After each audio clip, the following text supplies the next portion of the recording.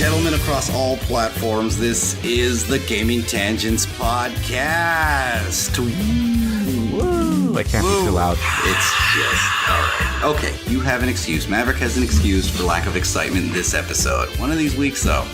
We will get it down. We will get it down. We're gonna get it down. Alright. Anyways, I'm Menji. I'm Maverick. And this is, of course, the Gaming Tangents Podcast, the official podcast of the cross-platform, the crass platform. I'm not going to be so crass. Yeah. Cross-platform show. Soon to come, YouTube gaming YouTube show. YouTube. Gaming. YouTube show. YouTube. Because there aren't enough gaming channels on YouTube. No, but once we hit, we're going to be that plateau that sends the flood over the banks, and it'll finally burst that bubble. So we're going to be the ones. Once we hit, that's when YouTube's going to crash. Breaking that fourth wall. Exactly. Yes. Oh, so thank you all for joining us today. You're welcome. You're probably hearing an unfamiliar voice to those of you who decided to go back and listen to us from the beginning, which thank you for that. Yes. Anyways, so today we have a special guest, a longtime friend of ours who has come all the way back from China after living there for a few months. He's here on sabbatical. I'd like to introduce you all to a good buddy of ours, Van. Hey, how's it going, everyone? Woo. Thank you. Yes. Woo. Hoo-ah, let's go. Ooh-ah. Hey, guys, I'm Van. All right. All right. And All right. all right. It's the All Right Podcast. Yeah, name has changed. Yes. It's all right. It's all fluid in motion. So yeah, thanks for having me here, guys. How are you doing? Yeah, how's it been well. back? I'm visiting from China for a little bit. That's where I am with my family right now, and I couldn't be happier breathing this freedom air in America. Freedom air of America. Fresh, clean Spaceballs air in a can. Oh, by the way, for all your listeners in China, this will be edited to conform with China standards. Yeah, we don't want to get in trouble. Yeah, I'm aware. General Mao. The whole America comment will probably be blocked out for the entire duration of its. Actually, this entire show is actually re-edited to just be a bunch of reaffirmations about how great China is. Actually, you'd be surprised. This entire show in China is re-edited and actually cast by Chinese guys. Right? Yeah, we all have Chinese names and yeah. But it's fine. We love you all. For some strange reason, Menji's name became Budweiser. They're just selling the advertising That's how space. American it is. Because in China, everything not real. Wow. Oh, man. Yes. Maverick, how are you? Oh, okay. I just got back from my trip from California a couple of days ago. That's right, yeah. Yeah, so I'm This not... is twice, two weeks in a row now. I've had a special guest in my humble abode. except the other that last special guest was not really a special guest because it's just me. It was special. It was... Don't sell yourself so short. It was special. Hey. Billy, you're Did you get his special. power up? Did you just power up? You gained a level. I did. That's getting Or humor. was that an extra life? Oh, which is it? I You gotta let us know. I got a Facebook message. Oh, that's okay, not yeah. good. That's going to be edited in China. Facebook message. Facebook not allowed. No Facebook. China book. Use Baidu. Yeah. Oh, this guy's in the know. See, we're gonna get all kinds of good information. Yeah. Why was I reading about Kanye West? Oh my god. No. This is not. no. This is the wrong podcast for that. Go to the Taylor Swift Not podcast. going there. Here's better news. Well, not necessarily. I mean, he is making a video game about getting his mom to heaven. Oh, that's a real thing? That's from what I heard.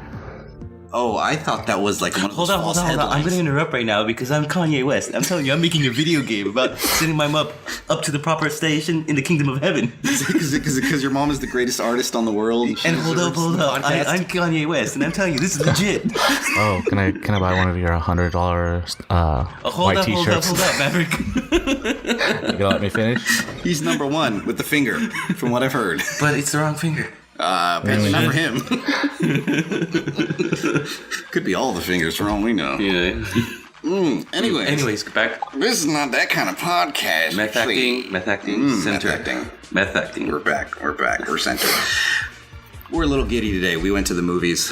Oh, don't tell me you saw Deadpool. Van's first American cinematic venture since. Because in China, going to a movie theater is like $25 a ticket minimum. Oh my gosh, I can't even imagine. No, thank you. Well, it's not... You nailed it. You nailed it right on the head, though. I've got my shirt on. Everyone's seen Deadpool, and I can't because I'm with child today.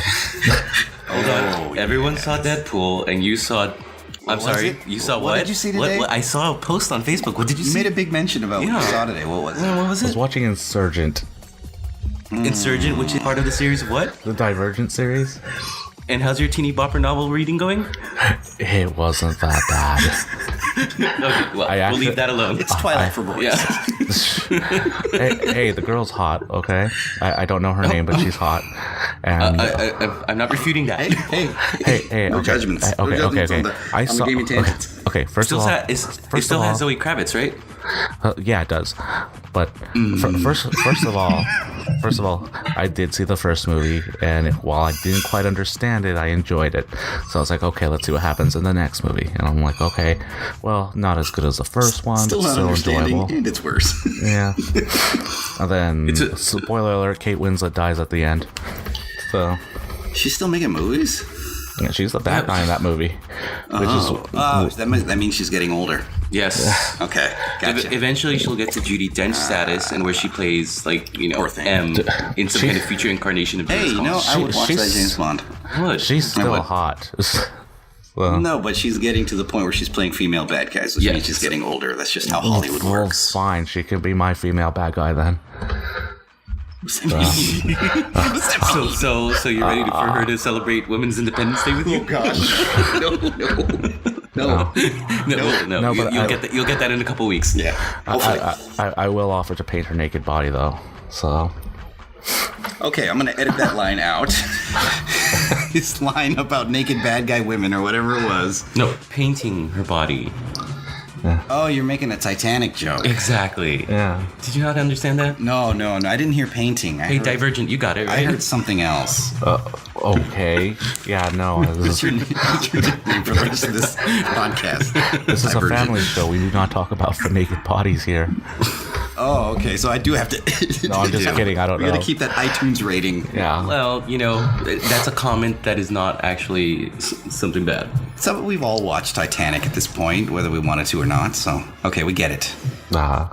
We get it. We did. Yes, you were right though. We did see Deadpool. It was as good as everybody's telling you it is. Highly recommended. Yes. Oh my gosh. Well, I we might loved see it. it. Ryan Reynolds gave us money for that plug. Yeah. I might have an unintentional date, so I mean, it's not a bad thing. I had a chance to watch it tomorrow, but I got so much stuff to reset in here that I'm not going to be able to do it if I go to the movies tomorrow. Yes. Build up that studio. We need to start recording Okay. soon. Why is there silence? Yes. Please. What? All right. So, Angry Birds. No. You can hear? Yeah, I can hear you.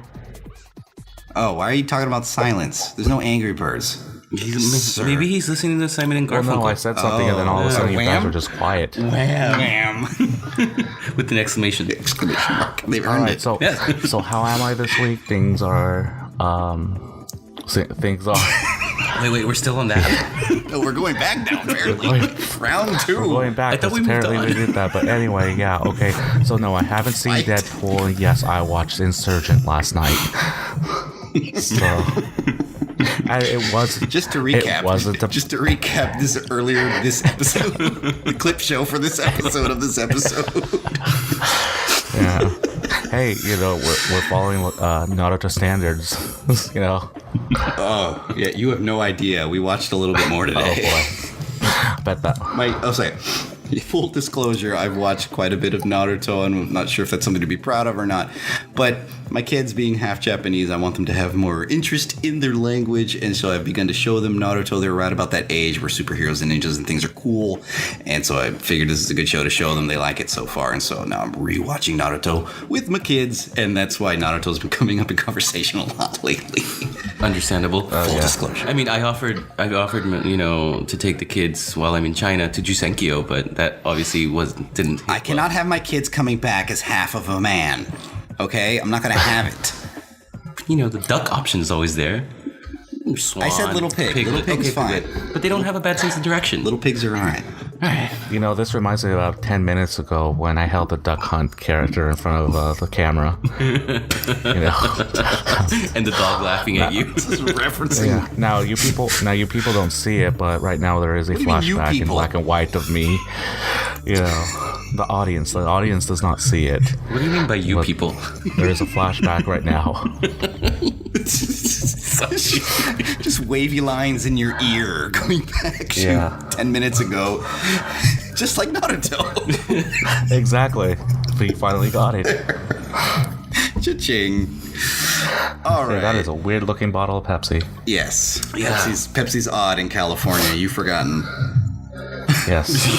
It's China Pepsi. In China. In China. It's weird. Pepsi look like beer. Exactly. All right, so the topic for this week. Speaking of Naruto, yeah. Hold up. Kanye West here. Kanye West. That reminds me of a conversation about Kanye West we had about 5 minutes ago. So we touched on this a bit last. Yeah, we're very in tune. You'll figure that out real soon. So last week we touched a bit about, talking about our history with games and stuff, we did touch a bit on the importing factor that became a real big part of our video game lives, especially throughout kind of the mid-section, kind of the 16-bit era up to the, what I guess we would refer to as the 34, 64-bit era. Although at that point, I think we stopped saying bits altogether. Correction, 32-bit, 64-bit. That's what You said 34, 64. 2. Question mark. All right, continue. Anyways, so right about... Can we flash back to fix it? Does that work? No. Oh. So importing was a huge thing for all of us, actually. All three of us were pretty big into importing games at that time. So what that means for anybody who maybe doesn't know now, because it's not such a huge issue anymore, there was a good chunk of games that were made in Japan that never made its way to the States. And at that point, Japanese games were on top. It's not like now where it's a lot of Western and European games are typically, among the top 5 best games of the year. Back then, pretty much all the best games were made in Japan, and we didn't get a lot of them. So we had to import them, and for importing, we had to improvise a lot. There was a lot of little tricks and things that companies would try to keep you from importing a game, which is a whole economic subject that I don't understand. I don't want to get into. I don't know why they don't want our money in Japan, and even though they take our money here. But we found ways around it. And so we all found ways to import. All sorts of good fun was to be had. Are you taking a picture seriously, or did you just selfie yourself or something? I was turning down my phone. Oh, okay. Looked like you were taking a picture of us on the screen. We'll take one for you and send it if you want. Oh, hey. Okay, and good subject. So yeah, I'm glad to be a part of it. Yeah. And Maverick, what are your takes on this right now, as far as starting up the subject and getting it cooking? Yeah, let's cook this subject up. We mentioned it. As you mentioned, we started talking about this last week, and I initially started with Art of Fighting 2 for the Super Nintendo. Main reason was because at the time I was really big into Neo Geo, and that was one game that never came out here, and I really wanted to play it. So we found a store where we were able to import it, and then from there, I didn't import too much. I rented a couple of games, but as the years progressed, I started picking up a couple more imports because I started to realize that a lot of them were uncensored. And for me, I'm kind of a purist, so I really would have liked to have seen some of this stuff. The thing is that as far as Super Nintendo goes, I was getting a little out of hand because I started getting Dragon Quest. I got Dragon Quest 5 and 6, and I'm like, what am I doing? I can't even read Japanese. So you thumbed through it. Yeah. I had fumbling my way through Dragon's Quest. I had Rockman and Forte, and what was the other one I had? Oh my gosh, it was given to me as a gift, and I really wish I still had it. Seiken Densetsu 3. So, otherwise known as Secret of Mana. Secret of Mana, yeah. Yeah, or Secret of Mana 2 is what it was supposed to be called. And, those were the few games that I had as far as Super Nintendo goes. But the real importing started with, what's it called? With the PlayStation. Because that's when games started becoming a big thing. Importing started becoming a big thing here. So it would probably was big with the Super Nintendo, but we were not only did we start getting into it late in the game, but we were pretty young when the Super Nintendo came out. So the idea of importing didn't even cross our minds. I mean, how long before we found out that there was actually a real Final Fantasy 2, 3, 4, and 5?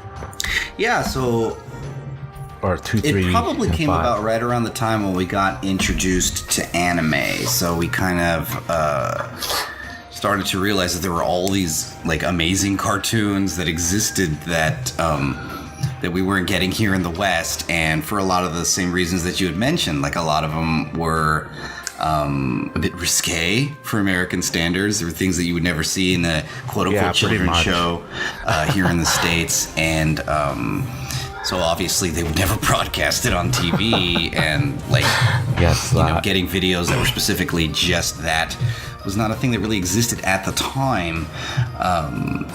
And so we started to get a lot of bootlegged anime passed down through us from other friends, mostly your friends, actually.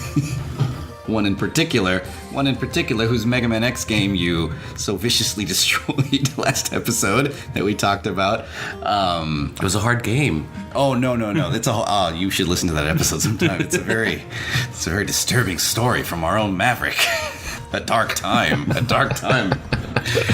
He became when he Lord hears of the the story. Sith. He gave in to the darkness. More or less. Darth Mega Man.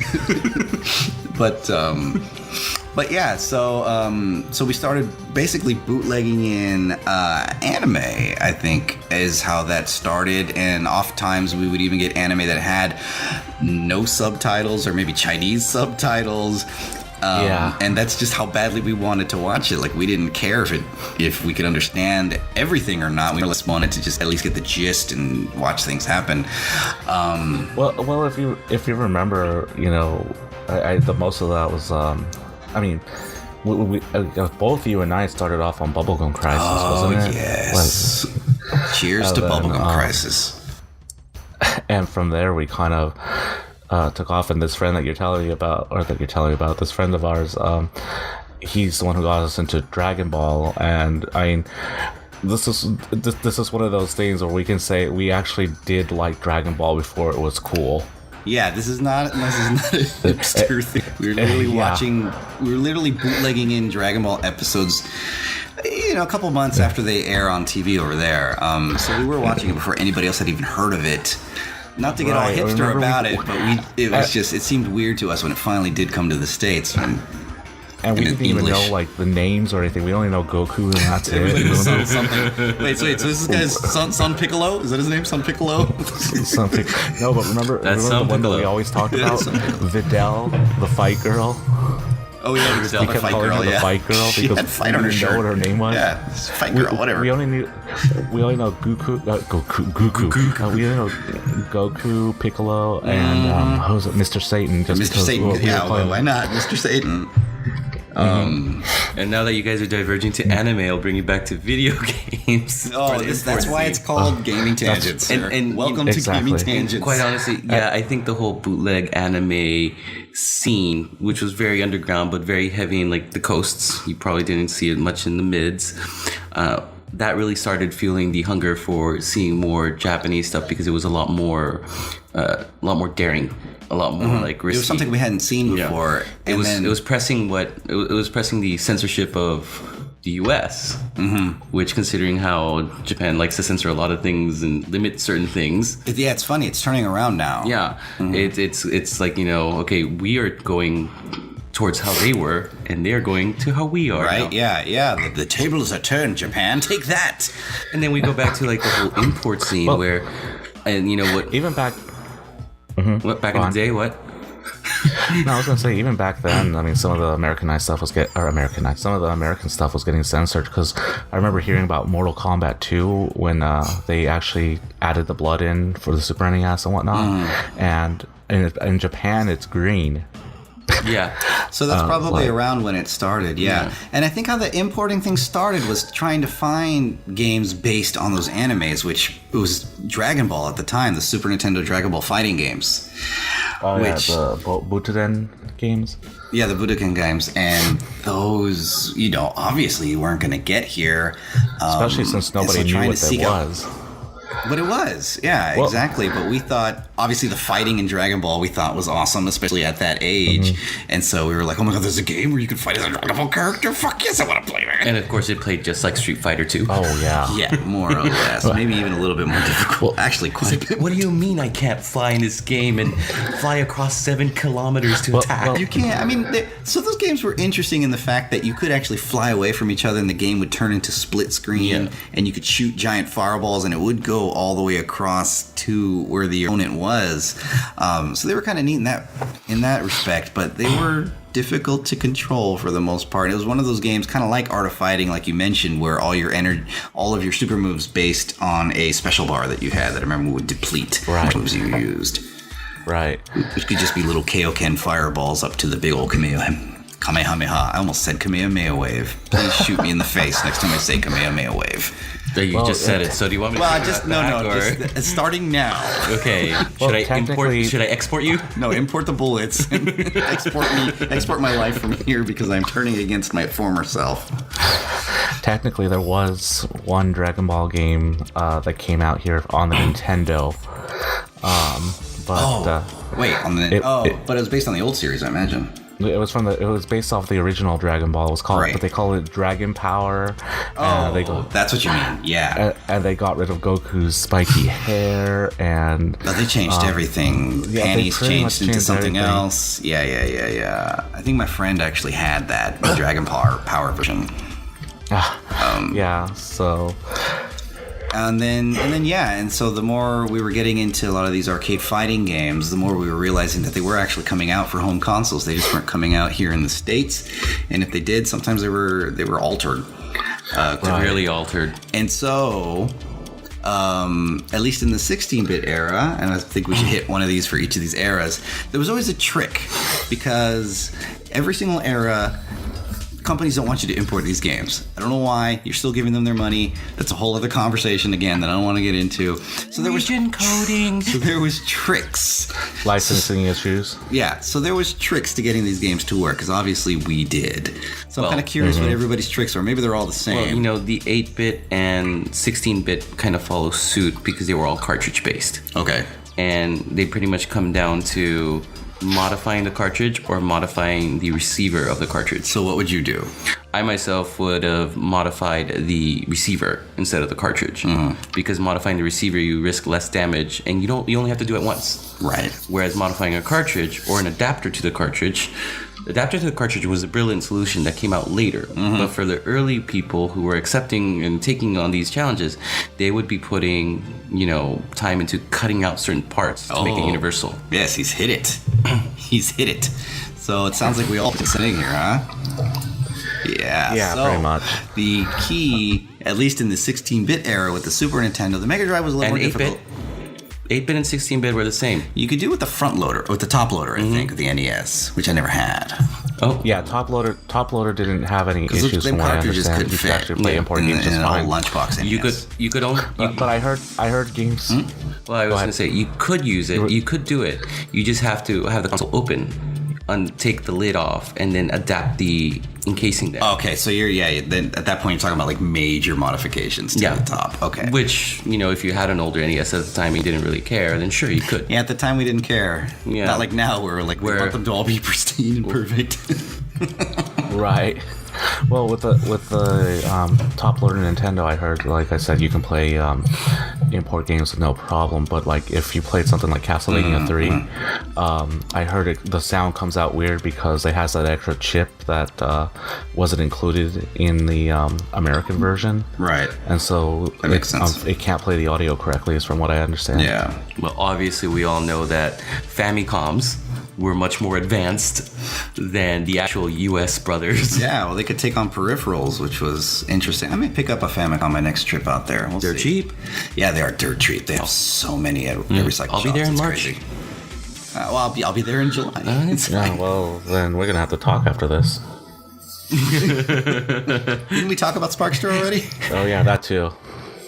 I'm desperately looking for a copy of Sparkster. Yeah, let's do that. Yeah, Maverick's Import Bazaar. That's a new segment. It's a whole segment. So it sounds like with the NES, there's quite a bit more hardware rigging that needed to be done, whether you wanted to or not. Super Nintendo, a little bit easier. But no one ever talks about Sega. Because I never really heard anyone importing or trying to get imports of Sega games. One game, and that was. Do they fit in the standard Genesis? Well, there's a story behind this, and it actually wasn't even on my Genesis. It was on a Nomad. I know this one. Yeah. What you call it? I had a Sega Nomad, and I had. You know which game? You know where I'm going with this. I had. So wanted this for such a long time, and I finally got it in like 1999, the Rockman Mega World. And I had to buy an adapter to go with it, and by that time I didn't have my storied history with this game. Genesis. And I ended up using this adapter, and then the game. So the game already protrudes from the Nomad, so it looked like it was like, you know, towering over, kind of like what you do with your Genesis. You had a 32X plugged into your Nomad. Yeah, pretty much. No, and then and then I had to make sure the settings are all correct and whatnot, and that's how I played the game. I was never able to play it on the television itself, and then at one point I got desperate for money and I had to sell it. Well, not only I thought I would get more money if I sold the Nomad with the game, I ended up breaking even. All I did was get my money back, and I lost. I ended up losing my Nomad and a whole bunch of games with it, because I didn't have any other sale. And I would have probably given you more for that then. That's a whole other subject for another day too. Oh, man. Selling, trading your games. That was a sore day for me because I really liked that Nomad. You know, and I had Nomad was awesome. And by that time, I had bought my own copy of. Street Fighter Special Championship Edition, and what was the other one I bought? Castlevania Bloodlines, and all those. I had those on the Nomad, and I was like, oh, okay, cool. Now I can take these portable.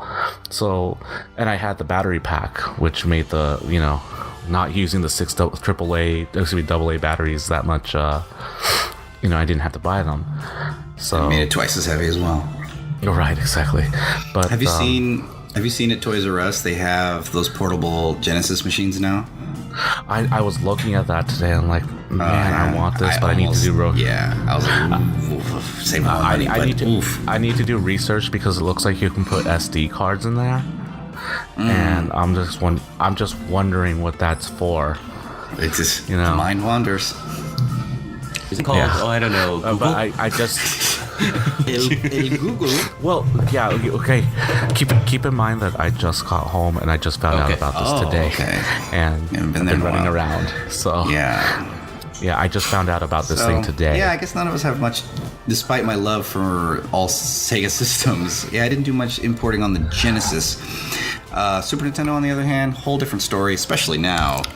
But it seems like we all pretty much took pliers to our Super Nintendo. So for those who didn't listen to last week's episode, to our story on importing on the Super Nintendo, basically Nintendo's great plan to keep the Super Nintendo from being able to play import games, rather than put in some sort of anti-importation chip into the system, was just to build these two little pegs into the cartridge slot that normally a regular Super Nintendo cartridge could fit through because it has 2 little grooves fitted into the cartridge, but a Super Famicom system cartridge does not have those little slots, and so it would just it wouldn't go in. You'd be sitting there looking like an idiot trying to put in a piece of toast that just doesn't want to go down. So all you really had to do, take some little pliers and rip those little pegs right out of the Super Nintendo, and all was good. And if you didn't want to do that, wait a couple more years, get yourself a Game Genie or an X-Band, and stick the Famicom game right on top of those. Works No just problem. fine. Yeah. All like a charm, and your Super Nintendo's completely warranty still. Though by that time it had been past a year anyway, Well, so you know, still. And then- keep that and- warranty Yeah, but, unvoided. you know, I mean, I had a friend who her brother was. They were Japanese, so of course they had games from Japan. And I borrowed a couple of games from them. I think the one that I kept borrowing over and over again was Proteus for the You and your Parodius. Super Nintendo. Yeah. What did I had. That was the first time I'd played it. So I had- loved it. Uh huh. No, go on. No, I'm done. Oh, Okay. This is literally the podcast where I interrupt Maverick all the time. so So I now love we the jump game into a lot. So I'm just kidding. Well, our experiences. So I didn't have many games for the Super Nintendo either until now. Back then, I pretty much just had the third Ranma fighting game. The Ranma half fighting game for Super Nintendo. My friend actually passed that down to me, which is actually a great little game for what it is. It's a little clunky. It was definitely but- better than the second one. It was better than the second one, much better than the second one. Although the music wasn't as good. But it was a great little game. The art style was based more off the comic, which I liked, and so it did have all those weird colors from the comic covers. But it had all the voices from the show, which I thought was great. Graphics looked really pretty. They all had super moves, which I thought was cool. It was a good little game. I didn't really input that much on the Super Nintendo then, but now I do go to Japan quite often, and every time I go, I do visit a used game shop every now and then. And I've started to build up a collection of Super Famicom games to play on that old Famicom that I had back as a teenager.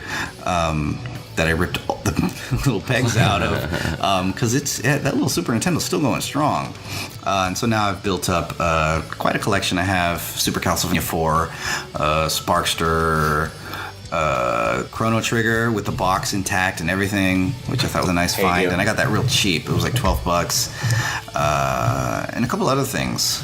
How about you, Van? What was your 16-bit importing?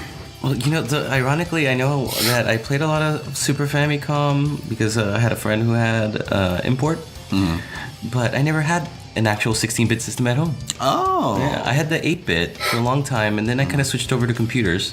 I was doing a lot of that. like what I'm doing now. Yeah. And I was messing around with my 48060X clone. Oh my. And nerd. Nerd. You're such a nerd. No one likes you. Nobody likes you. And so, my gaming was really more at that point, looking for what is an imported game on PCs because there were a lot available. Ah. So that's another media that, although we talk about a lot more of consoles, Well, lay it on us, sir. it was much easier to get imported copies on discs. I would imagine. Because Especially in that day. if your friend had a copy, you can copy it. Right? Anti-piracy No. crazy stuff that they're doing now. The limit was, your know-how of can you read Japanese after you install the game. Well, we all went through that. Yeah. However, although it was like a more unknown market because people who were really using computers could get their hands on these, but no one who was really interested in using their computer for gaming didn't really care. Any notables? No, nothing notable because anything that I copied was like not really a great game. Because all the great games were on consoles at the time. Yeah, at that time I could see that. Yeah. I mean, there was a couple like, You just collected a bunch of hentai. Oh. that is actually what the majority of games that were available at that time on PCs. Hentai. The secret's out. We know A what couple you were hentai doing. fiends games is what it was. I'm sure you've seen I've it. actually heard of those existing. Where you fight I've and- never played them. I'd just like to put that out there right now. Where you fight, and next thing you know, people are losing clothes as Clothes they are falling fight. off. Yeah. Yeah. Just So like that's art the of kind of- fighting. But I was playing the games for the game mechanics Of after course, all. yeah. No, you wanted to figure out how this fighting engine worked. And finding the engine, based off Street Fighter 2 was very, very nicely put in there. Oh, yeah. What was great for us... I've only... Huh? Oh. I was gonna say, I've only played one. So, Oh, my. You hound. yeah. But it was... Oh, you It can. was Bible Black. Bible. That Yeah. okay. That sounds bad. What was great for us out here in San Francisco, there was a import store that kind of showed up one day. I forget how we found it. We looked in the phone book. Did we? Yeah, I guess. Dang. That was That's before back the in internet. days. Well, no, Yeah, phone that book. was during the beginning of the internet.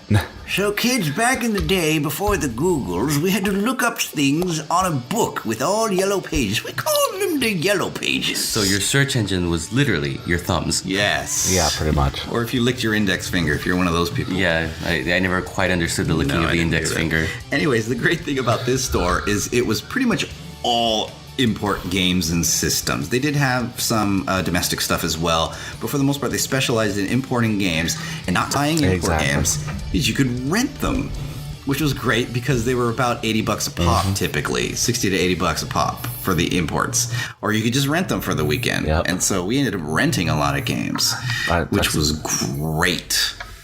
Like, we got to play so many different Japanese games that way that nobody else had ever heard of. That despite our limited Japanese ability at the time, Despite it was our a lot of fun. limits at the time, yeah, because I've grown so much since then. Your Nihongo is But, umai, as we say, right? I'm totally learning the wrong language. Oh man, you guys. No, and so this story is going to come into play as we move on ahead to next generation. Yeah, That's so next gen, son. that's when Straight up next gen. That's when the importing for I think both of us really took off because I believe It was for everyone, I really want to say. And there were really simple reasons for it. CDs were very universal. Man. Yeah, I think so. As everybody knows from the last show, you went place. I stayed the Sega track, and so I had the Saturn. Almost 90% of my Saturn games are import games. I got so invested in imports at that point. I have very limited domestic Saturn games. Oh yeah, no, I was the same with the play. I mean, I won't say my library was, exclusively consisted of import games, but I did have quite a bit. I mean, right up to as recently as 2007 or 2008. I think I had some. Wow, you're still collecting them up, huh? At the time, unfortunately, they're all gone now. But yeah, I picked up. You were talking about tweaking the systems to be able to play them, and before shipping became a thing. Let me guess, the swap technique. Yes, I hated that so much for several I remember when reasons. my friends found that out on his PlayStation as well. Yeah, oh my Disc god, swap. what a pain in the ass that was. Oh yeah. Having to It was a pain in the ass, but it was functional and it was free. It worked and it got us to, and it didn't involve breaking into your system. No, just breaking it. Which is, I had to chip mine, so I believe. Well, and at that time, PlayStation figured out, hey, we can chip this so people can't really just, I didn't. play the games by, switching them around and keep the same hardware. But they never figured out that the swap technique would work when it's injecting the US code from the disc. Wah, wah. Never put that code in first. See, that was the beautiful thing about the Saturn. Everybody makes fun of the Saturn for still having a cartridge slot. That was one of the primary uses, was putting a little cartridge in there that canceled out its import blocker, so then I could just play import games. In the defense of the PlayStation, though, if you had one with a serial port in the back, you could put in the mod chip that was external to play import games. If you wanted to, Or buy. Not saying that that's something to do, but this is No, news and to me. that's where this conversation is going to start to go downhills once we get into modding. But we won't touch anything in that. I don't know. Yeah, I don't for the think import purposes only. I know Maverick definitely didn't have one of those modder things. What did you call it? Mod chip. Yeah, well, yeah, for the serial port. And my other friend didn't have one either, so yeah, I pretty didn't much know swapping the disc, that they existed. flipping the PlayStation They do. upside down. Oh One of god. my favorite callbacks to always bring up. Flipping the PlayStation upside down Yep. for playing imports. Eventually, once the PlayStation starts getting sick of you swapping discs. Oh yeah. Starts to get mad at you. You have to relax the engine because of the spinning and the pressure you're putting it.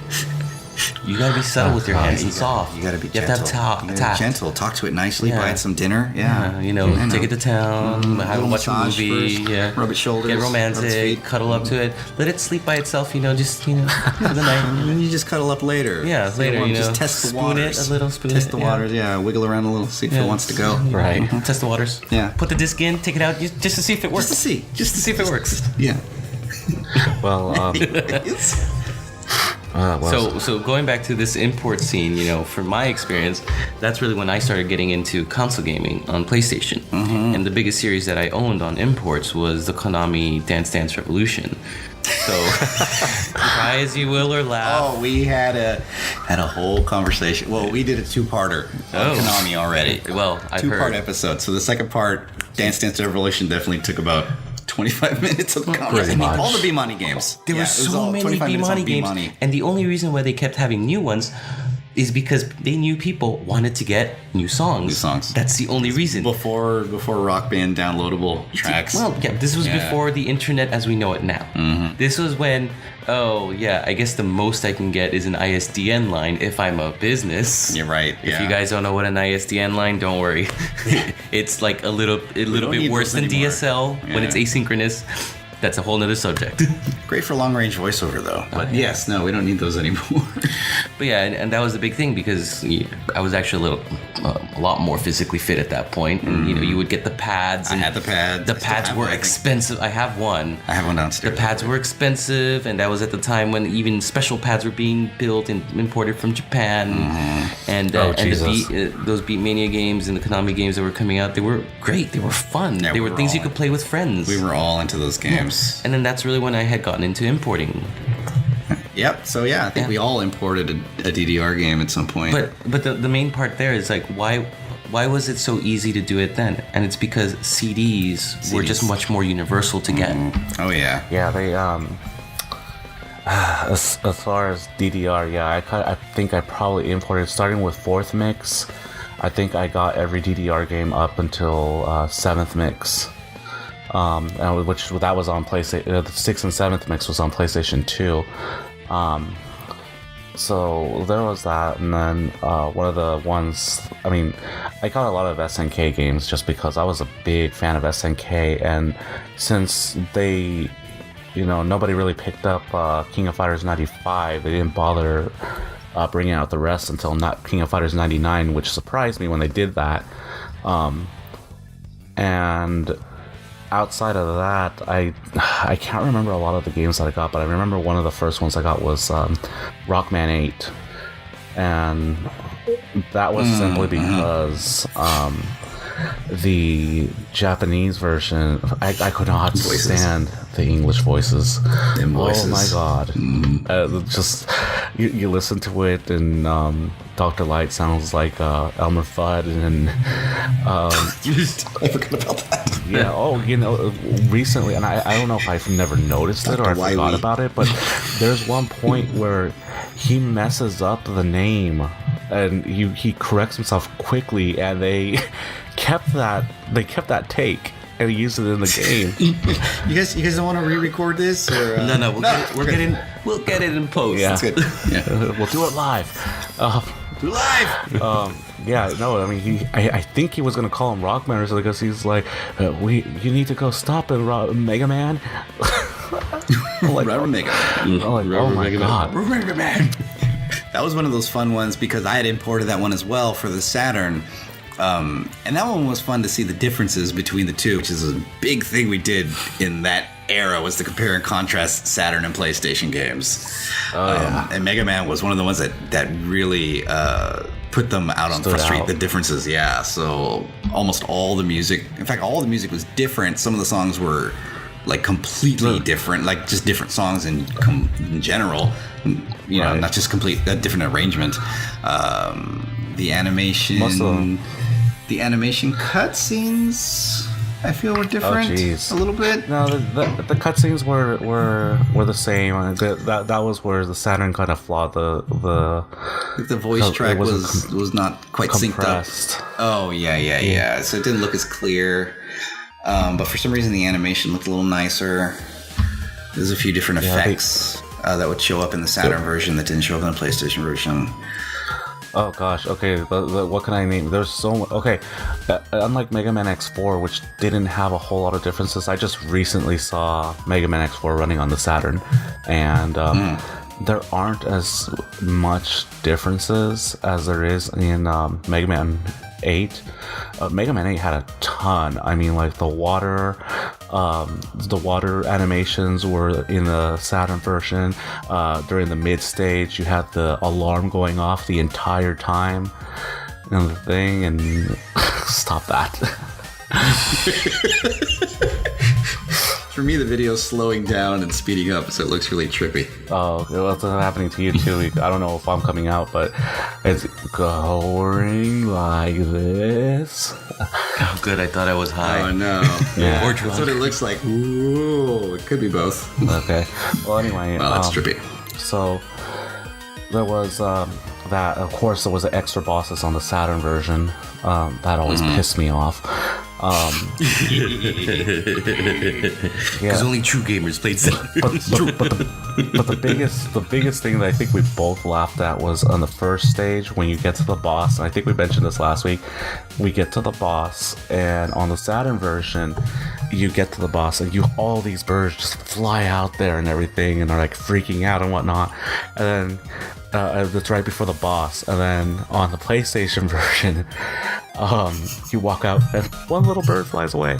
just one, okay.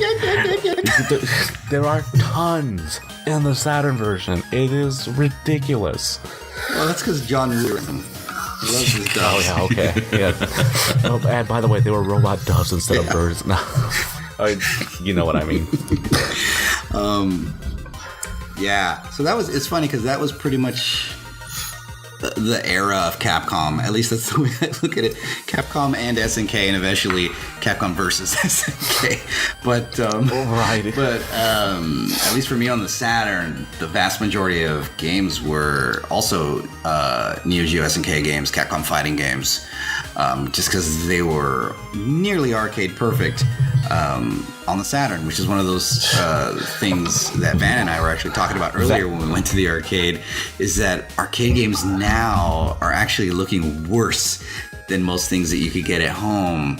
Whereas back then, getting a game that was as close to the arcade as you could possibly get it was the goal. Was the dream. That's what you wanted, a game that was perfect. When you just like bought Mortal Kombat for SNES, you thought you were getting the arcade. Because it looks nice. Yeah, and then when you look at it, you're like... And it's missing that one component. It's not realistic. That makes it perfect. Right.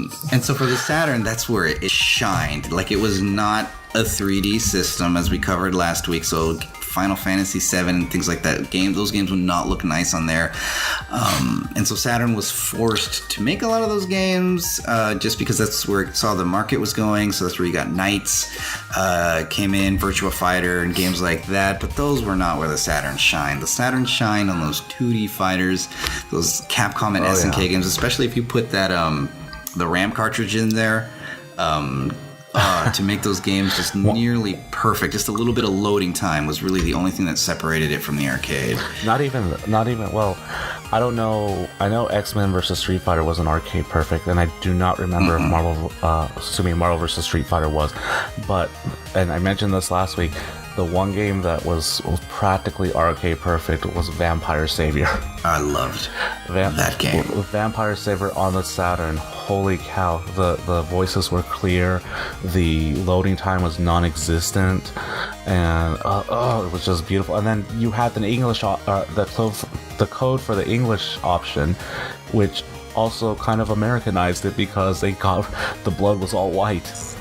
Oh, really? So I guess that's just an inner Capcom thing that they did. They're like, well, this is red anyways. Let's just put Right. and juice. Let's make it a money shot. Yes, money shots everywhere. All punches equal money shots. shot. You get a money shot. Everybody gets a money shot.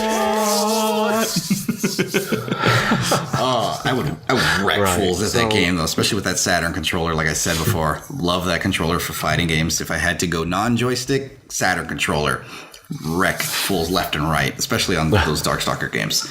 But yeah, the Versus games, the KOF games were beautiful. Symphony of the Night did eventually come out on the Saturn in Japan, which was great if you'd never had it before. Which You sucks. shut your mouth, Which sucks. sir. Shut your mouth. Would you slap his face off his face? I may slap your face off your face onto the wall with a picture of somebody else's face on it.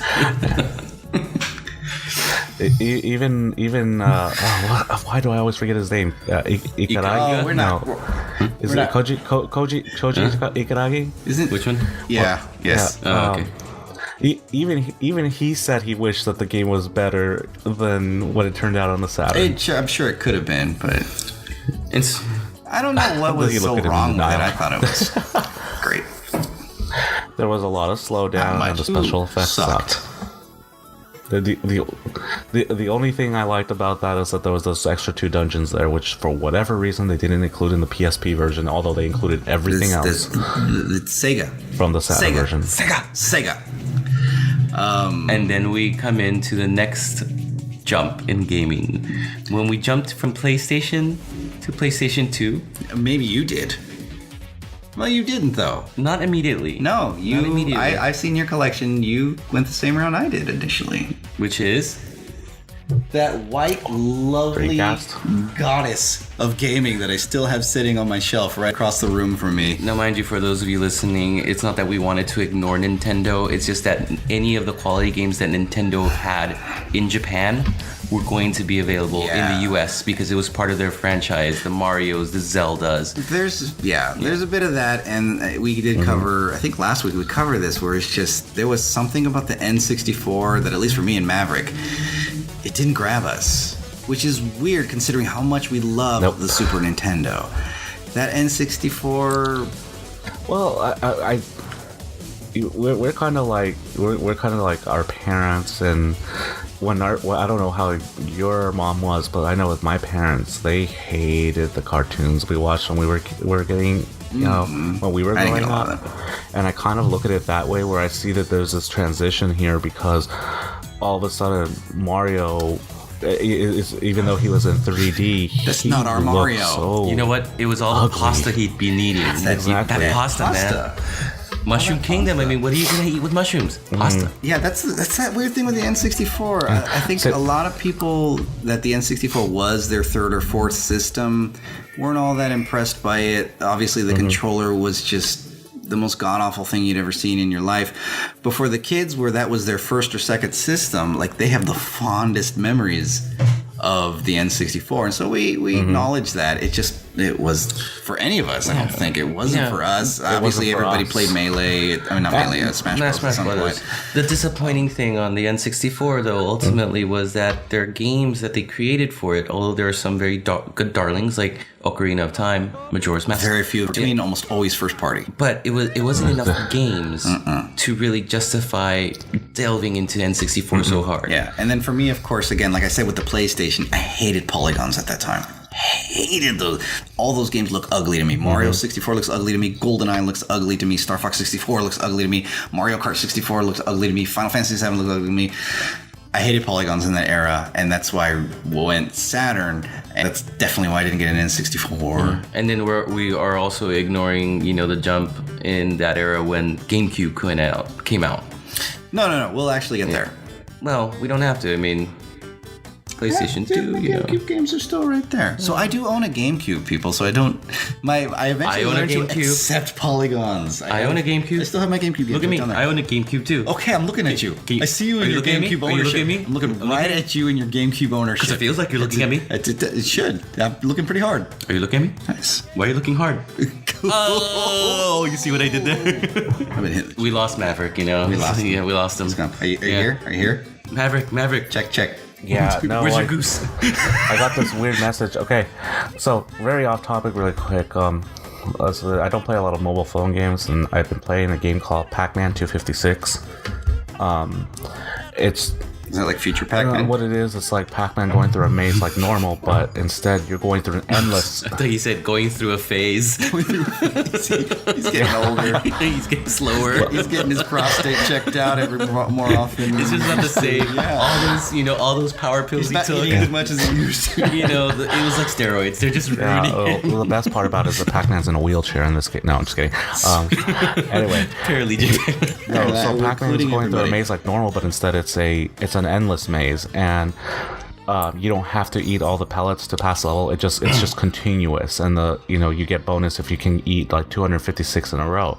While all this is happening, the ghosts are trying to get you, of course, but then in addition to that, the screen is glitching at the bottom, and you have to make sure not to let the glitch get to you, otherwise you die.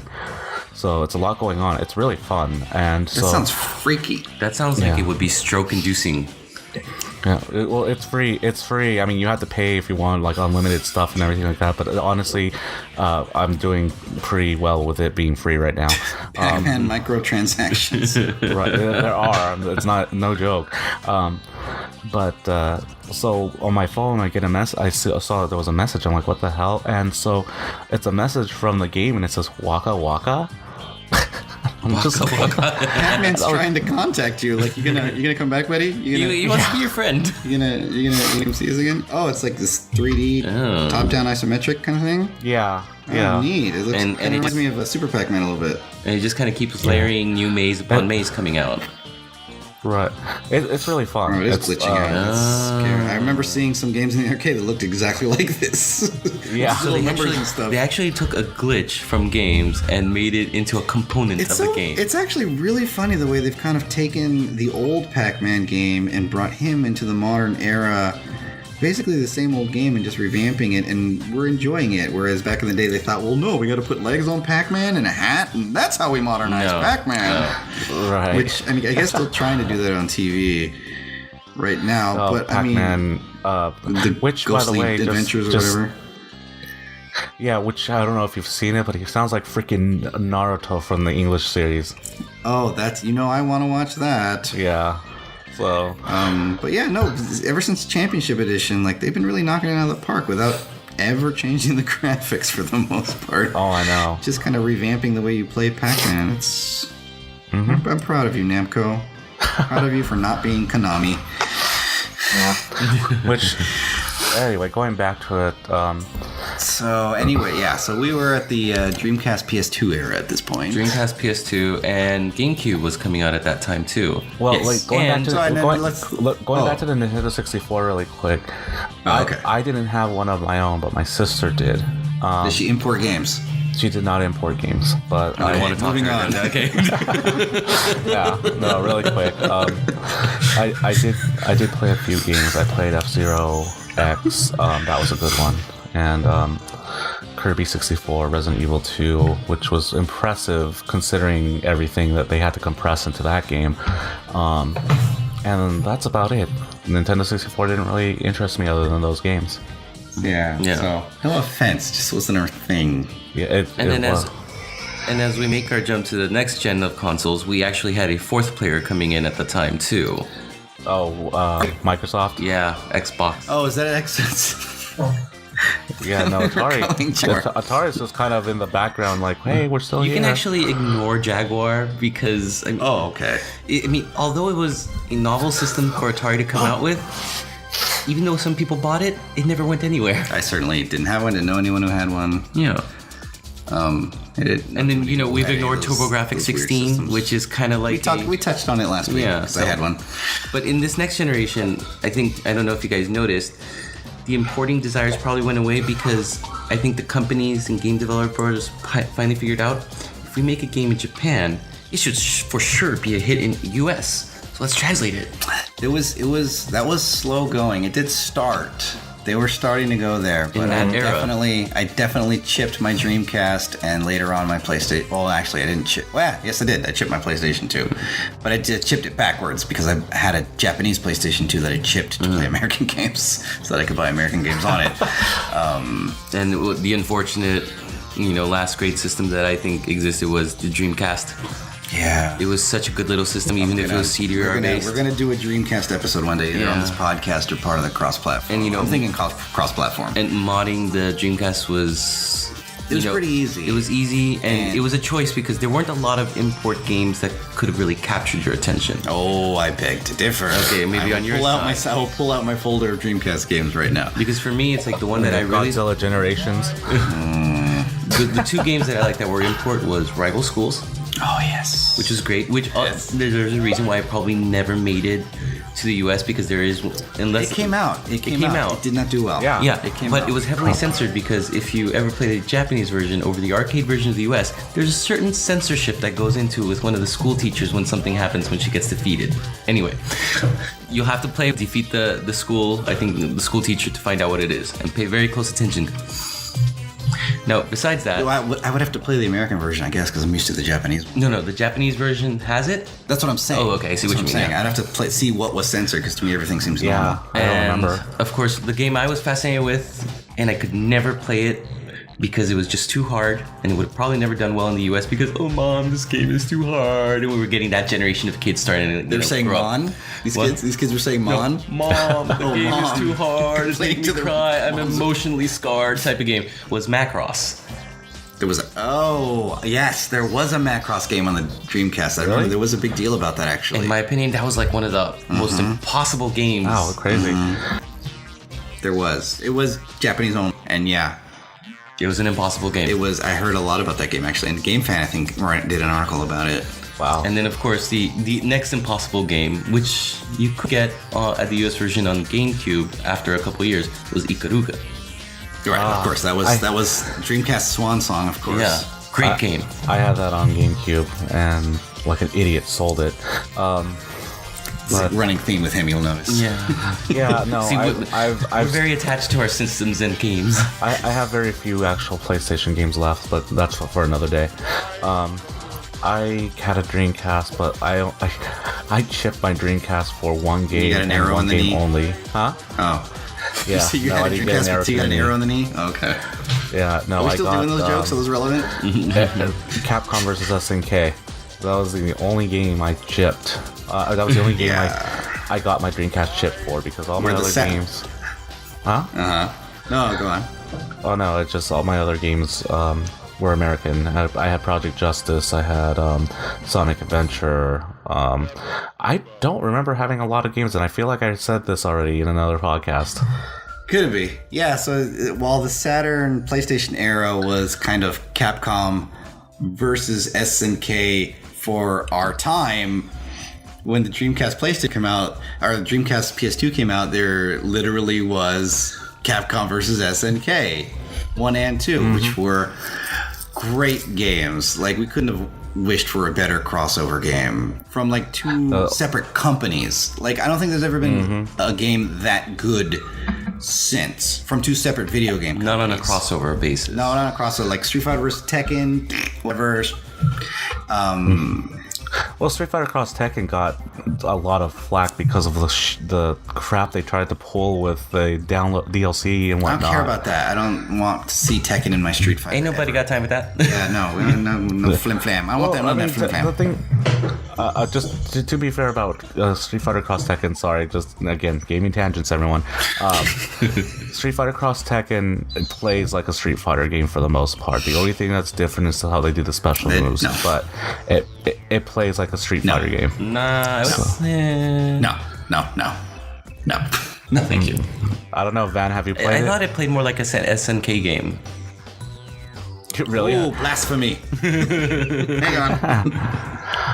Well, I didn't think about that. You're right. I mean, now that I think about it, it does kind of feel in that sense that it was like more like an SNK game. But I enjoyed it. But it was great. It's not a bad game. I'm just kind of worried of how the Street Fighter Cross Tekken, which apparently is still in, or Tekken Cross Street Fighter, is apparently still in production. As a movie? Oh, I see. No, as a game. Yeah, apparently in development. Clearly Namco's putting a lot of effort into that one. Now, when I say crossover games, I'm obviously not talking about when Capcom fights companies that are not video game companies. I'm talking about one video game company versus another. It's pretty rare because aside from that, you had what was that RPG that crossed like Capcom? It was another Capcom and Namco crossover, but it was like an RPG. Oh, Namco Cross Capcom. Is that what that is? I feel like there was another game with a different title. And it, Project Crosszone? Maybe, and it had like Nippon Ichi characters in it and stuff, I think, or something like that. So there was that. Project Crosszone had Namco, Capcom, and Sega characters. Maybe that's what I'm thinking of. Yeah, that's probably it. And again, that game, it was well known for what it was, but definitely not as good as CVS, and especially CVS 2. Well, yeah, those were brilliant. I imported nearly everything on the Dreamcast because at that point I was. Your Dreamcast was Japanese. My Dreamcast was Japanese. You shelled out First Story, which we covered. I was there when you shelled out that $800 for the system and the two games. All right. Hey, I was a single guy in the military with money burning a hole in my pocket. We went to that same... You were not a single guy. You went there with your girlfriend. I was there. I was not married. Touche. That's what I mean. Okay. No, so in the military, I had money burning a hole in my pocket, and again, we went to that same store in San Francisco that had been fueling our import desires for years and years and years. They got the Dreamcast. Do you remember what it was even called? No, because they're shut down now. Oh yeah, long time ago. I remember they were on Noriega and 22nd. That's all I remember. And that ties into a very interesting subject. Was that? I thought Games Etc. was the one over at Coma. No, that's you know what? When we talked about that, I got the names mixed up. Games Etc. was the import shop. The store in Colma was called Vidiot. You're a Vidiot. I have to go back and fix that. Thanks. Yeah.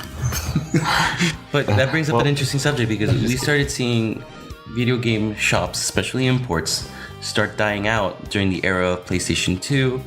During the era of PS2, near the end of the PS2's lifetime is when the last one I saw fizzle out. And then that's what we were talking about. It's like even though we don't get every single import game, enough of the good import games started coming in and translated that people started caring less about trying to mod and import. It could be. I was diehard into I hate English dubbing at this point. And so I did, and so that was one of the reasons why I got a Japanese Dreamcast. Anyways, aside from the fact that I just wanted it now and did not want to wait another. You were trying to learn Japanese at the time. Yeah, and I didn't want to wait another few months to get an American Dreamcast. Anyways, they had one there, ready to buy. They were going to give you some games with it, and I had a moment of weakness that I do not regret because that Dreamcast is still here. Still working, despite being knocked over by my stupid roommate. And I thought it was dead for the longest time, but... Dreamcast, boys and girls, the Dreamcast is actually one of the few indestructible systems out there. It can take a licking and keep on ticking. It stopped ticking for a little bit, and then it resuscitated itself. I was amazed. It's self-healing. It's the Wolverine of video game consoles. Says I think modding my system ended up destroying it because it wouldn't boot up for a while. It takes a couple of tries to boot up. So I think I ended up selling that. I did plunk down some money for that, so I had Sonic Adventure in Japanese, thank God, and Godzilla Generations, even which in Japanese, not listening to Sonic Adventure in Japanese. I think even then you and I were saying, "Wow, the voice acting really sucks on this." There was no heart put into it, but at least I could ignore it because I couldn't understand what they were saying anyways. I could tell that they weren't putting much feeling into their acting. No meth acting. Not enough meth. But I could at least not know what they were trying to say. Whereas if I listen to it in English, I know what they're trying to say and how they're trying to say it, and know that they're not doing it well, and that makes it even worse for me. Back then, again, I was hardcore anti-English dubbing at that point, so it didn't matter to me at that time. So I had that. I had remember you Generations. I remember how you scoff at anything that was dubbed for any reason. I still do. No! For the most you part. want to know how bad this guy was?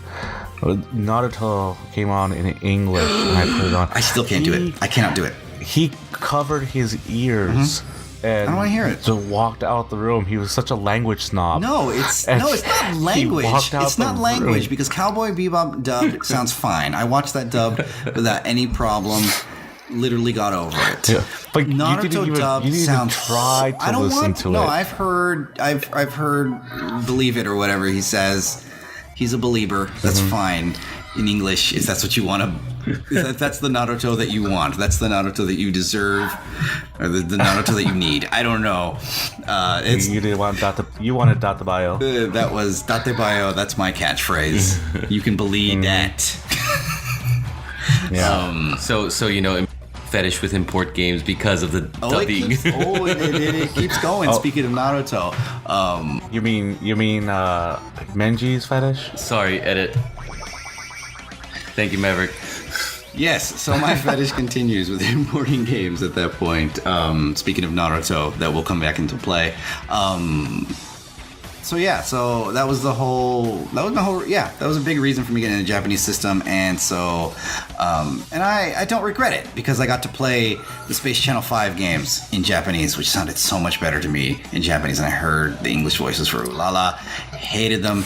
Jet Set Radio, I got to play in Japanese, which, I heard, yes, the US version does have a few extra songs, whatever, but you're skating around in Shibuya, like I want to hear Japanese in Shibuya. I don't want to hear English.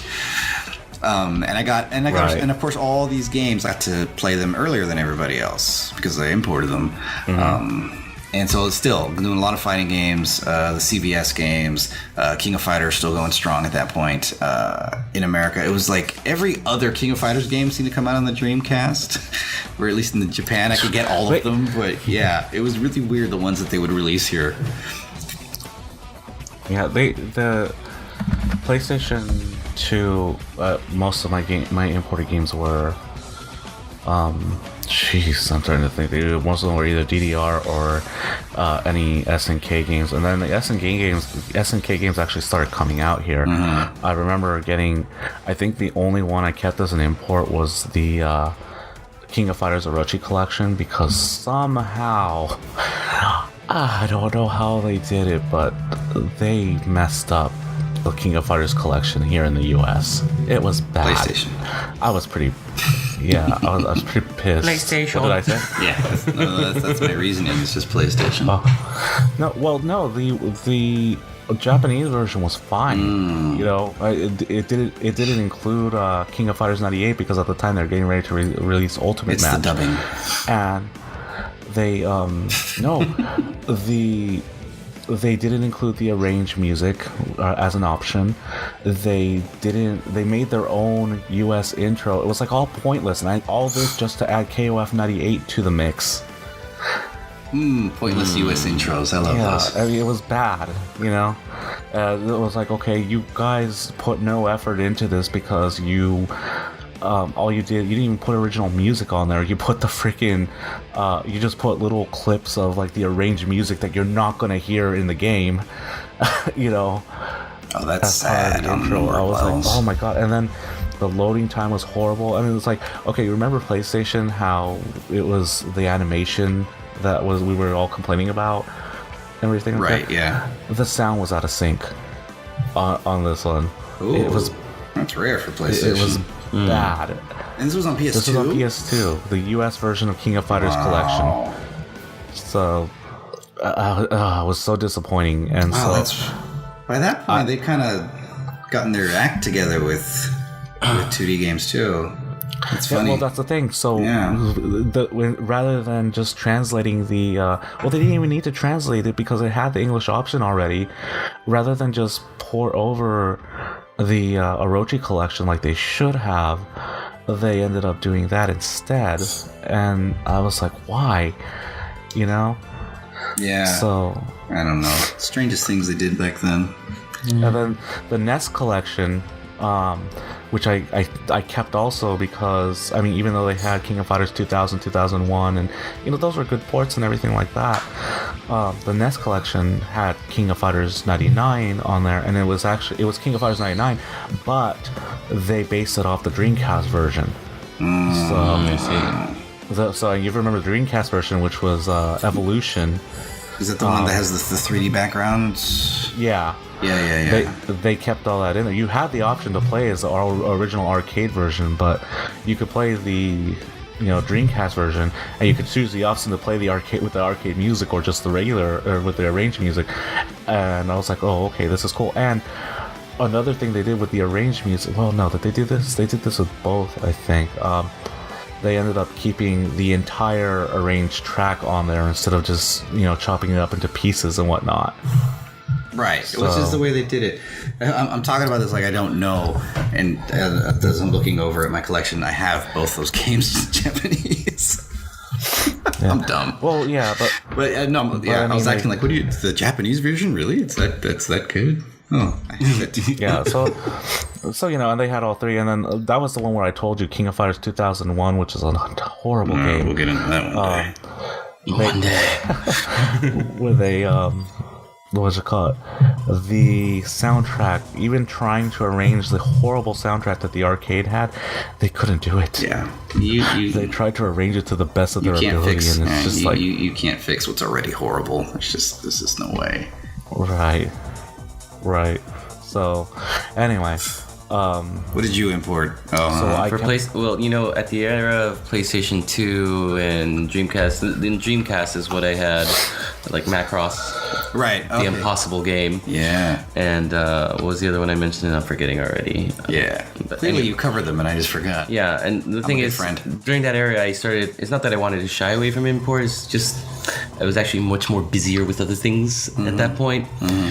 And then I started transitioning eventually into the PlayStation 3, which opens up a whole other subject because DVDs went away in the PlayStation 3 era for the PlayStation only. What? PlayStation 3 became Blu-ray player. Oh, I see what you mean. Which is an interesting thing because that also got rid of region coding. Well, not necessarily. It didn't really get rid of it, but America and Japan for Blu-rays are on the same region. Exactly. Now, at least for us, it gets rid of region coding for the games that come from there. Right. Yeah. Well, what it is that Region 1 is expanded now. They let the companies decide whether or not they can region lock games, which is rare that they've ever done that. It's almost no reason to be region locking anymore. The smarter software companies are now saying, it's like, why bother? Right. Yeah. Yeah, and Nintendo's still like, they've gotten tighter on that because like they're region locking their 3DSs, which back when the DS was still big, as far as I remember, those weren't region locked, and then all of a sudden 3DS came out, and now it's like, okay, well, we can't play these games on here. 2 steps forward, 1 step back. Mm-hmm. I didn't transition as quickly, so I stuck it out with the Dreamcast until the end of days. Mm-hmm. And eventually, the writing was on the wall, and I was like, okay, well, if I want to play something new, I probably have to get something else. I was dead set against Microsoft, like I said before. I hated the way the system looked, the controller looked, and so I was just like... I never got into Microsoft. And I was very mad that they were the ones taking all the Sega games. They got Jet Set Radio Future and all that stuff, and so... Panzer Dragoon Porta. Yeah, and so that all just made me upset, so I went PS2. And so I got PS2, and my importing continued, and looks also a good 70% of my PS2 games were also import Japanese games. Less fighting games at this point. I started getting more RPGs and action games. You're also becoming more fluent in the language. Yeah, well, yeah, it was better at that point. I hadn't gone to the school yet. But by this point, a bit more Western games actually started to kind of creep into the mix. Even with the Dreamcast, when I started playing Unreal Tournament, and so that's kind of seeded the future where we are. So then, yes, I did move up to a PS3. It's also starting to make another connection at that point where it's like another subject for another time. When did US companies designing software and games start beating the Japanese? That's where it was for me. Yeah. I don't own a single import game on the PS3, which is shocking considering my last 2 console generations were full of Japanese games, 70 to 90% each console, and I don't have a single one. And I'm saying I don't have games that were made in Japan, but I just bought them when they were domesticated. And domesticated, is that the thing that we say? Localized. There's the word I want. The funny thing on PlayStation 3 is you can buy one, and okay, sure, it's not an import, but you can change the language settings now. For a lot of them, yeah. Which is great. You don't have to have English dub. You can just have the Japanese original. And it may even just be that I've kind of lost that whole, like, I need to have the game now before everybody else thing. But I don't know if it was ever so much that. It was a mix of that and the fact that I just didn't want to hear English dubbing when a lot of these games were starting to have voice tracks put into them. But now, most of my games have been Western games. They've been made in the States or in Europe, like the Ubisoft games and stuff. I don't have too many Japanese games anymore. I have, the Kingdom Hearts collection and stuff like that. But, I've got the Assassin's Creeds now and The Last of Us. But why? Well, so Menji, BioShock, Menji and Maverick, what do you think is the reason as to why? And I think this is very universal. Why the taste for imports started going away? Because I feel like they kind of got stuck in. They're kind of stuck in their ways right now. Like a lot of games, like you talking about Japan? Yeah. They haven't. There haven't been a whole lot of. I mean, and I'm not really into American RPGs per se, but look at games as recently as Final Fantasy 13, which I don't know why. And people rag on it, and I enjoyed what I played, but I can understand why it got boring because you're in the same place for God knows how long. But I just keep referencing that JonTron video. Yeah, and they're still playing off the same old battle system instead of letting it evolve into something more, like what they're trying to do with Final Fantasy 15, I believe it is. Which is, it's more, I think it's supposed to be a little more action oriented. Which looks like that's where the 7 remake is going also. Right, exactly. So, me personally, I still like that old style of gameplay, but I mean, I even had a friend who was pretty much saying that, you're gonna stay stuck with your old Japanese, RPG games because this is the way things are going. And sure enough, he was right. And I hate it when this guy is right. Which he was right 90% of the time. You're talking about me, are you? Yes. No. Yeah. I know. Sorry. No. I mean, at least that's what I think. I personally don't mind. It's just that a lot of the games I would like to play in Japan have come out here. I think the only times I've considered importing a game is when I actually want the physical copy of something. Like when I was still with my now ex-girlfriend, she wanted the Okami HD game, and I didn't want to get just a downloadable digital copy. I wanted to get the physical disc, because even if you install the game in there, you could set it to English and still play it in English. Same thing with what is it, Darkstalkers Resurrection. That game actually came out on physical disc, whereas over here it's just a download. And so that's kind of where I'm going with that. Like the whole digital thing is starting to become, in my opinion, digital download versus physical copies is kind of becoming the whole importing thing, in my opinion, now, because I think even Japan's starting to do that now, because I know that they have I believe it's Ultra Street Fighter 4 came out on the PlayStation 4, but it's download only. And I was like, oh, okay, well, and I wanted it because, it's Street Fighter and I still like it and whatnot. But I was like, okay, fine, I'll get the Japanese version.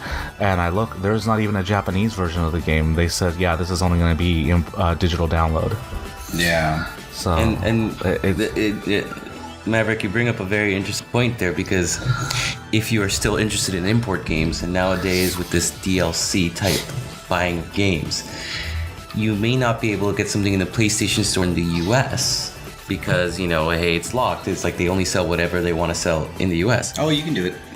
If you use a VPN, or if you use any other ways to link into like Japanese server, you can download. All I did was set up a different account on my PS3 and just tell it that I was in Japan, and I got into the Japanese PSN store. So like that's all it took. So import now also has become much easier. Yeah, although I tend to lean more towards what Maverick's saying about just the innovation of Japanese games. Like a lot of their really creative games died out in that Dreamcast PS2 era. Like the Okamis, all those really amazing, interesting Dreamcast games that we were getting. Like Sega lost that fire when they stopped developing their own consoles. Obviously Nintendo first party stuff for the most part is all pretty good, but it's a Nintendo game. Like it's a niche in and of unto itself. It's not so much you consider those games Japanese. So and it's always the same game Nintendo. Anyway. They are very repetitive as that too. So it's one of those term that I've heard come up lately is the comfy game or comfort game. Like I think Mario is very much the epitome of that. Like every new Mario game that comes out, they're fun, but they are kind of the same thing. But we do like them. We love our galaxies. Yeah, well, like new Super Mario Bros. Wii. As much as I liked the game, I had to say it was disappointing in the fact that the levels were all new, and everything, but it was pretty much the same concept. I will say it had one hell of a boss battle. Like, I think it had one of the best Bowser battles in the game. People in the series, you mean? Huh? In the series, you mean? In the series, just because they actually had Bowser do what the kids would do, like Bowser's this huge monster, and he's you're actually fighting him, and when you knock him out and everything, he does that spin with the shell that the Koopalings do. And everything, which I thought that was interesting to see Bowser actually doing that.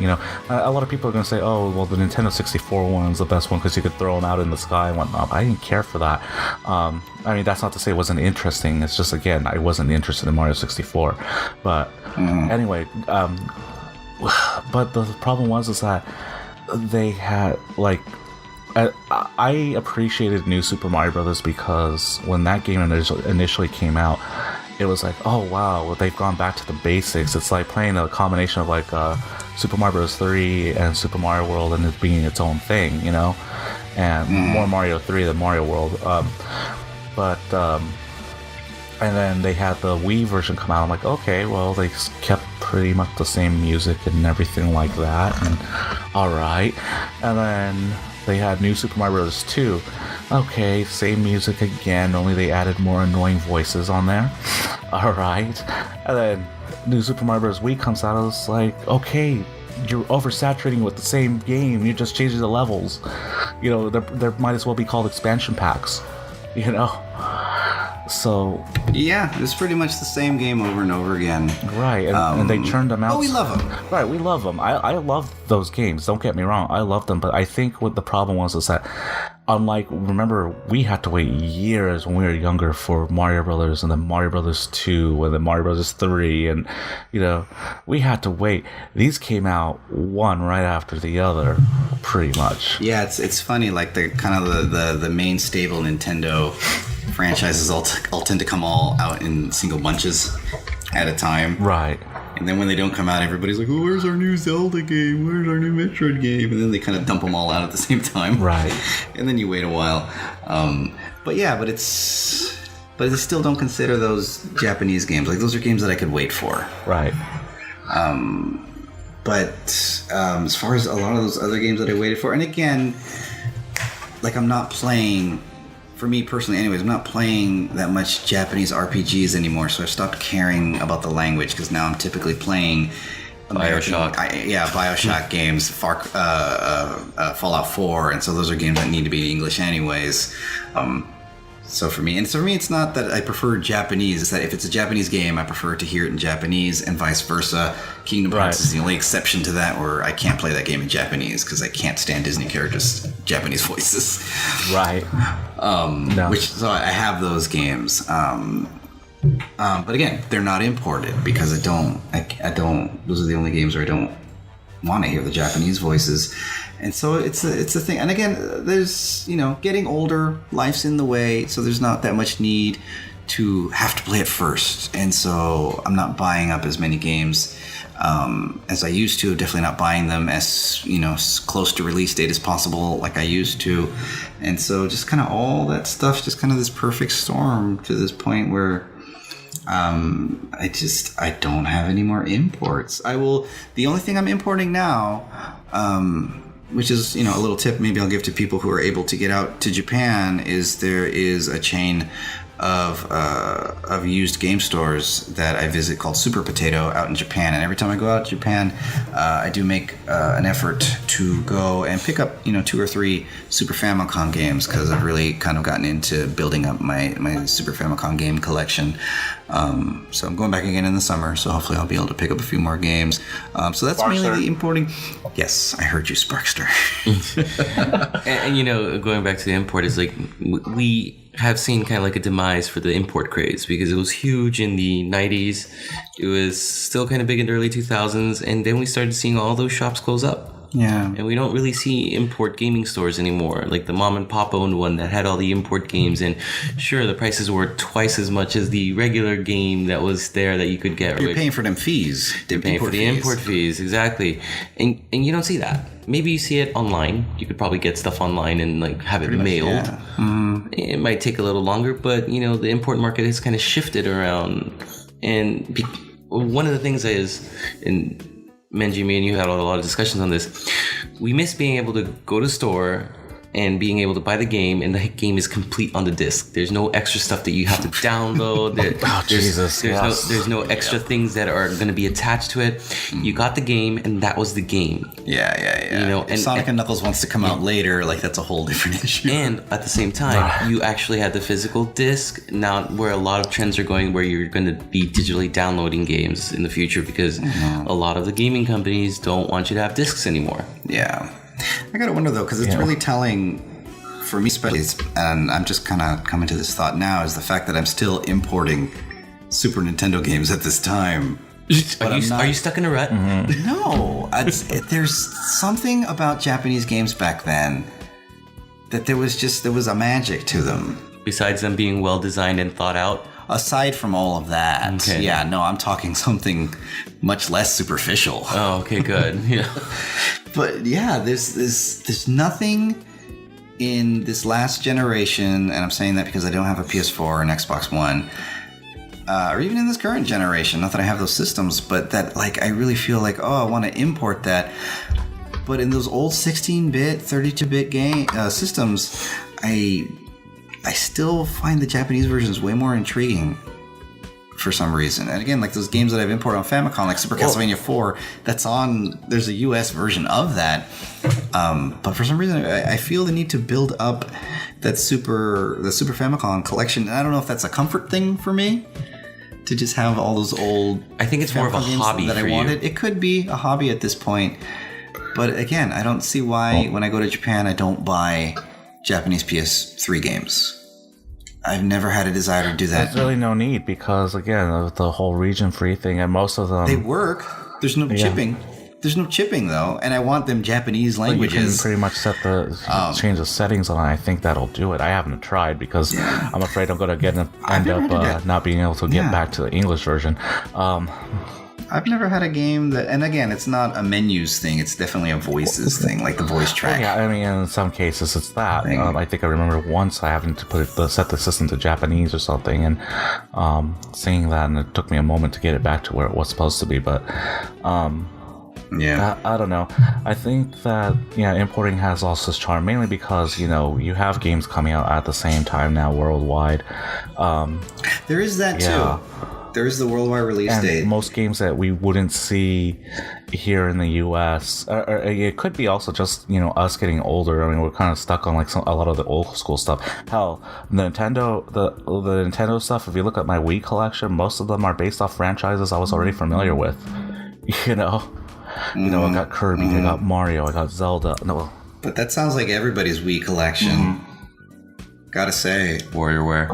Yeah, Mario Yeah. Kart. Well, yeah, WarioWare still harkens back to when Mario first appeared. So yeah, it's just Nintendo's its own beast, though. I think that's one of the reasons why we never include them in this conversation, because Nintendo's always going to be Nintendo. right. And it's very much removed from everything else. Right. Which is funny, because it used to be the thing, and now it's kind of its own beast. Like, everybody still owns a modern Nintendo system, but we never really consider the fact that we actually own it. Yeah. And they've gone through an evolution as a company because they know that their slam dunk is sticking to the formula they know. Right. And if they try to go toe to toe with like Sony and Xbox at this point, they know they'll lose. With the way they're going, anyways, they'd really have to step up their hardware in order to pick up a lot of third-party. And their whole point, companies. is because if we keep it affordable, we know parents are going to buy it for the kids because they're not going to want to buy the PlayStation 4 that's double the price of the Wii U. Yeah, I mean, that was a huge Iwata thing. That was his big dream, was to get everybody playing video games, and so that's why they kind of stuck to the style that they did with the Wii. Yeah. A lot of those party games and stuff. And he brought that company back from the brink, because with the GameCube and even the N64 weren't doing as well as the NES and the Super Nintendo. And the GameCube was an awesome little system. It was a great little system. I loved it. I never wanted one, but Maverick was nice enough to send me one when I was in Iraq, and I came to appreciate that little system. It was actually a great little system. It is. So thank you for that, sir. You opened my eyes. Thank you. You're welcome. I only had one import game for the GameCube, and I didn't have one to more chip. than me. I didn't have to chip it because there was actually a swap disc for that system, and with Sonic Gems Collection, I think I brought this up also because the only reason I got the Sonic Gems Collection instead of the American version of it was because the game had Streets of Rage 1, 2, and 3 on there in its original form. And mainly Streets of Rage 3, because as I mentioned before, it was the most heavily edited of the 3 games here in the US. So I picked it up for that reason. The reason they took, and in general, the reason they took out the Streets of Rage games to begin with was because they didn't want to get a teen rating for those games on a game that was full of Sonic games. I guess they would be teen rated at this point. I guess I'll leave this as my own final point. Anyways, I forgot to actually, speaking of forgetting Nintendo and throwing it by the wayside, the Wii, I think, is actually the final system that I imported anything for, and that's because I did buy a Japanese Wii for the original intention of why I had bought the Japanese Dreamcast. Because I bought that while I was in the Japanese school, and so I did buy that specifically for the purpose of kind of furthering my practice. And so I knew that all the menus would be in Japanese, and I'd have to buy all the games in Japanese. And so actually the majority of my Wii games are Japanese, but more for that purpose rather than getting games soon. And it did end up getting some Japanese only? No, homebrew. I ended up getting a homebrew trick so that I could play some American games on it, because I ended up getting some American games as gifts. So I did end up doing that, but that importing on the Wii was never for the same reasons as it was back in the past of wanting those Japanese voices or anything. It was literally so I could practice my Japanese reading and try and read as quickly as possible, and my listening. So it was definitely a much more practical reason, and importing was what I knew. It was what I was most comfortable with, and I was like, okay, this just seems natural. So that's kind of where it ended for me, actually, is the Wii. I think go ahead. No, I'm done. I think the last game I imported, there were 2 games. I got the Japanese version of Rockman, which in the US is Mega Man Powered Up. Okay. It was for the PSP. Rockman X Rockman. No, just Rockman is what it was called. And, Rockman Rockman. Yeah, starring Rockman. Rockman it was Rockman. Rockman 2. Rockman. No, it was the remake of Mega Man, the first Mega Man, and I'm not going to sit here and say the English voices were terrible. They were actually decent, but that was a game where I preferred the Japanese voices, and especially I know you hated Fireman's voice because you said he sounded like Yosemite Sam. I don't even remember this game. Yeah, it was where he was super deformed, and they added 2 more boss characters, Oil Man and Time Man, and it's a good game. It's just, and it had the level creation on there, which I was addicted to at the time, which is why I like Super Mario Maker so much. But Dim voices. then there was. And I got that because at the time I was uploading games onto YouTube. You probably still find some games on my channel where some levels on my channel that I built in the American version, and then I downloaded it to the Japanese version so I could play them that way and showcase them in Japanese rather than English. Otherwise, and then at the same time, or I think at the same time, I had imported the PS2 version of Knights, and that was the last Japanese game I imported.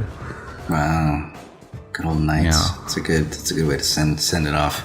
I guess we'll leave the final word with our special guest Van. Thank you guys. Want to leave us with your final thoughts on importing? So my final thoughts is that I think at some point the Japanese gaming industry will probably come out of its funk.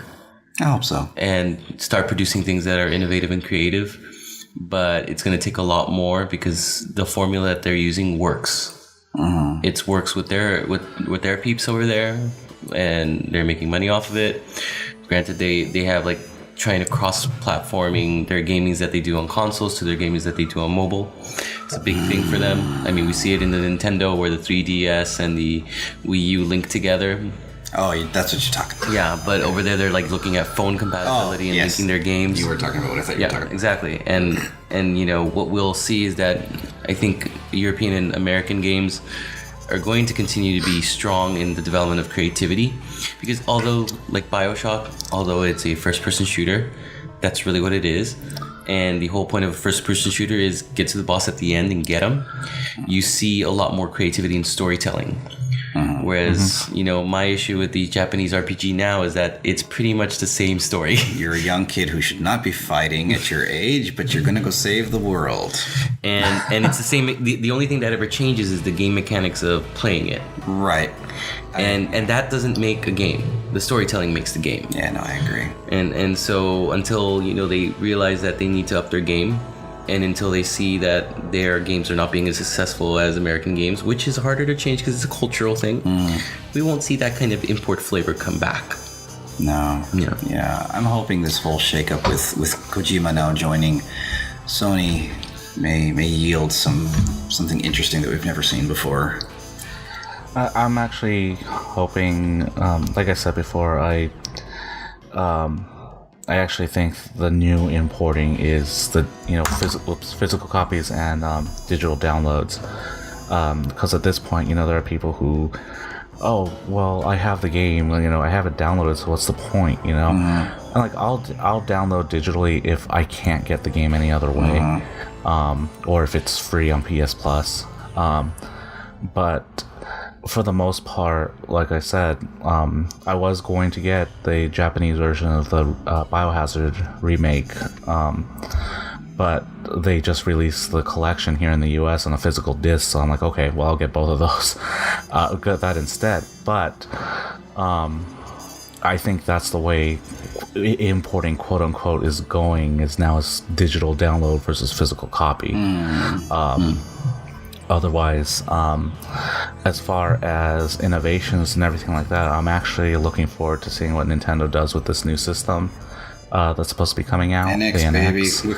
We're covering E3 from our living room. A trace. Yeah.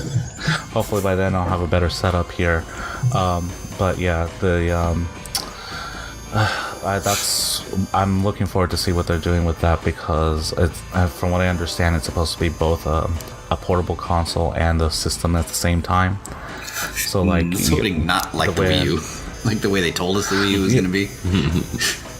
That's the impression people got. I can do a segment. I can't do a whole show, but I can do a segment on the problems the Wii U had. Yeah. Because the Wii U itself, I mean, despite not being as powerful as the... And that's okay. Yeah.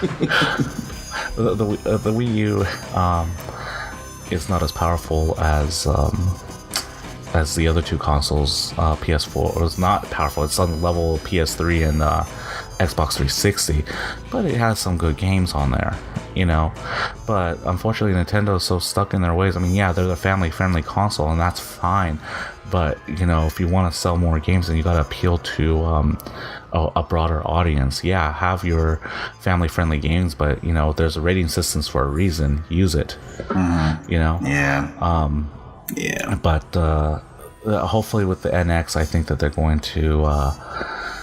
I mean, and I didn't get into the whole problems with the Wii U, but the NX, I'm hoping that they, you know, step up their game and, you know, give Microsoft and Sony something to worry about, because, I mean, you got to remember that they are, no matter where Nintendo is, they have Mario, they have Zelda. You're not going to see that anywhere else, you know. Nintendo is Nintendo. Exactly. So, but I mean, if you want to keep making those games, then you got to step up your game. So, it's good writing there, sir. Mm-hmm. Game. That's meth acting right there. Put your game in your game, and game it up for games. You want to put your game where your game is? You put the game in the game. So get in the game. Whoa. It's a paid spot right there, sir. I don't know if we can put that on the air. All right. Well, By Menon. Wow. It's getting late. It's getting late for you guys. It's 3:34 over here. Well, it's early for you. yeah, you know. So We need sleep anyways. On that very 80s note, I'd like to thank our special guest Van for getting on the podcast with us. Gentlemen, Nice thank you for having me. Yeah. That was great. Great. It was awesome to have you. We definitely need to have you more often, more guest speakers, hopefully in the future. and we should do this while you're in a different time zone. We'll have 3 different time zones we'll be recording from. This could be. And my catchphrase could be like, well, in China. In China. In China. In China, all our games here are bootleg. So. In China, all games must be approved by Supreme Leader. Yes. I don't want to offend anybody. I mean, sorry, China. We love you. I mean, thank you for making everything on the cheap. But still. Anyways, if you guys want to keep the conversation going, you want to talk about your own important stories. Important. That doesn't work well on the audio. Your own importing stories, or just, of course, about any games in general. Want to talk to us about any future topics you'd like us to cover. Best way to hit us up is on the tweeters at CrossPlat Show. You can also reach us through email, comments at crossplatformshow@gmail.com. And I believe there is also a Cross-Platform Show Facebook page, but I'm going to be perfectly honest, we don't touch that one too much. Not yet. Be on the lookout, as I say always, for cross-platform TV is coming soon, within the next couple of months. So please check us out on the YouTubes once that happens. Yes, so we are signing off. Thank you all for listening. We will see you all next week. Have a good night. Kick them in the pants. Do it. Van's got the brown pants on. All right. Have a good night, everybody.